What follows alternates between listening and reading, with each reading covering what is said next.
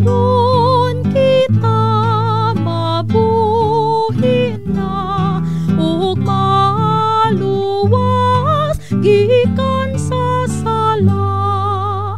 Maglipay na kitang tanan nga mga kaigsuunan, kalinaw sa puluyanan ang gidawat uban sa kagawasan. Isinggit ng kalipay ta sa atong Diyos, madaugon siya ang